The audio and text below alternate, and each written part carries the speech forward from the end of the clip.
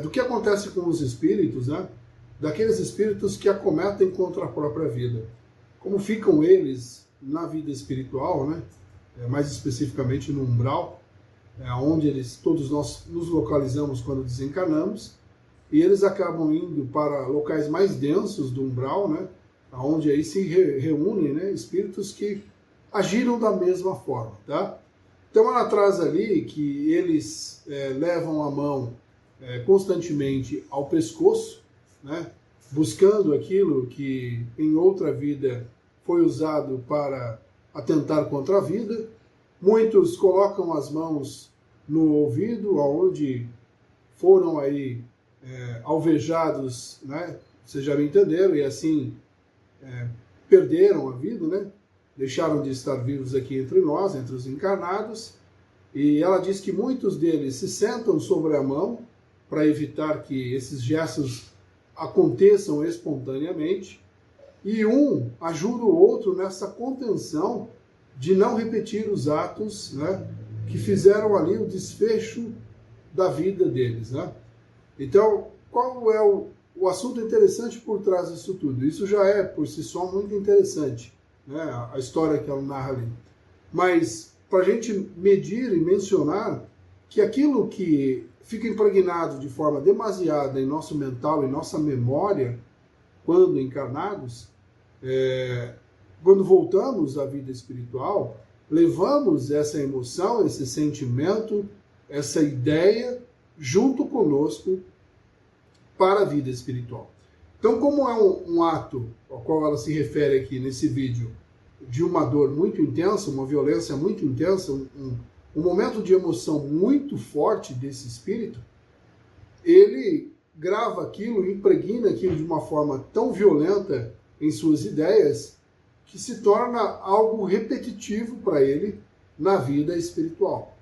Daí, né, baseado nesse contexto, nesse relato, temos que ter aí a clara, né, responsabilidade pessoal de trazer boas ideias para a nossa consciência, para a nossa mente, para a nossa cabeça, para que a gente não leve fatos negativos, fatos perturbadores do nosso pensamento para a vida espiritual.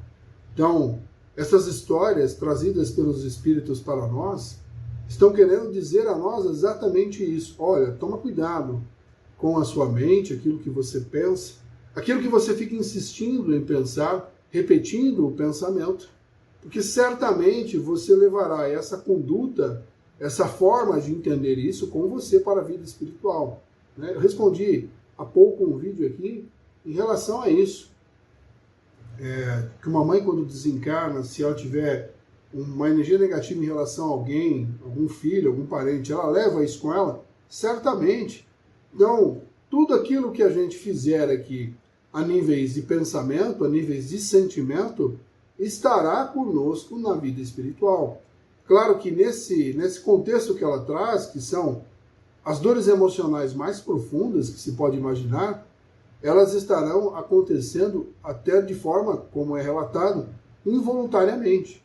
Então esses espíritos levam as mãos nesses locais aonde ali foi a sua passagem, na forma como ele passou para a vida espiritual, e lá ele fica repetindo esse movimento, essa sensação, essa dor profunda, né, sentida ali por ele.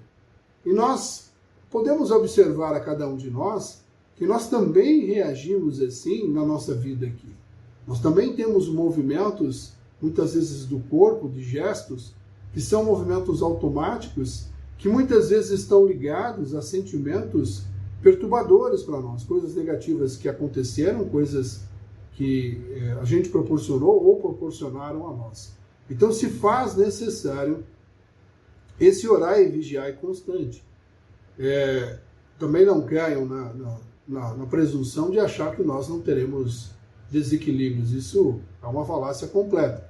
Todos nós temos desequilíbrios. Nós temos que entender, né, tentar entender como dominar, equilibrar todo esse lado nosso e conseguir viver de forma equilibrada com essas situações.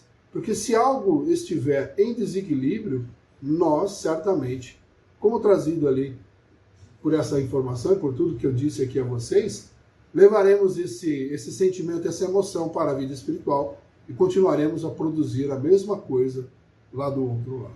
Então, o ato se repete quando chegamos na vida espiritual.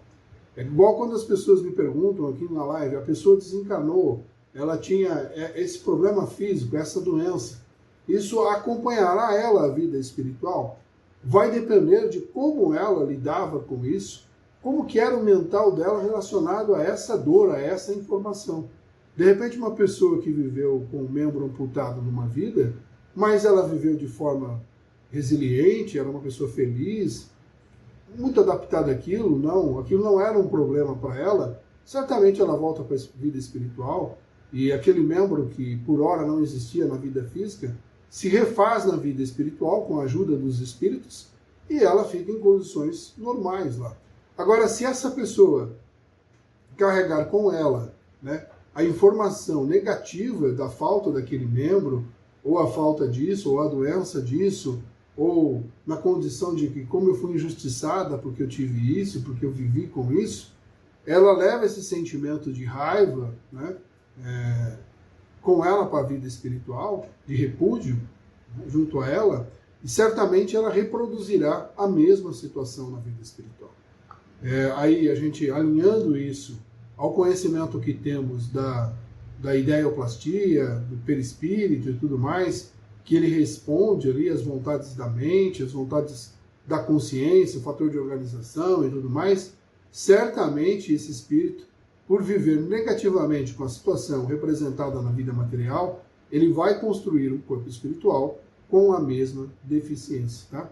Isso é muito relatado em vários livros, em várias coisas que a gente pode ler, assistir também, onde os médiuns trazem esse conhecimento da vida espiritual para nós. E, mais uma vez, a intenção da espiritualidade não é somente transmitir a nível de curiosidade para nós, para que a gente saiba o que pode acontecer e o que acontece, mas que eu não crie para mim nesta vida uma situação assim, aonde colherei esse fruto na vida espiritual e darei trabalho a mim, né, para consertar tudo isso, e a espiritualidade também se ocupará, né, de tentar ali lhe ajudar nesse sentido. Então, olhe para a sua vida, olhe para aquilo que você está vivendo nesse momento, né, e tente aí construir uma vida pautada na felicidade, na alegria, né, no lado positivo da existência, tá? Porque é isso que nós precisamos para este momento, para que a gente colha bons frutos aí na vida espiritual. Tá? Então, não é somente por curiosidade que a espiritualidade faz isso. Tá? A espiritualidade tem a intenção aí da orientação de cada um de nós. Se a nossa mente nos leva aos locais espirituais, se a nossa mente nos leva a caminhos obsessivos, se a nossa mente cria formas na vida espiritual, formas animalescas, formas deformadas, né? Processos doentios na vida espiritual. Então, se a mente é capaz disso tudo, ela também é capaz de criar positividade. Então, tente se apegar a isso, tente construir isso na nossa jornada, na nossa vida nesse momento.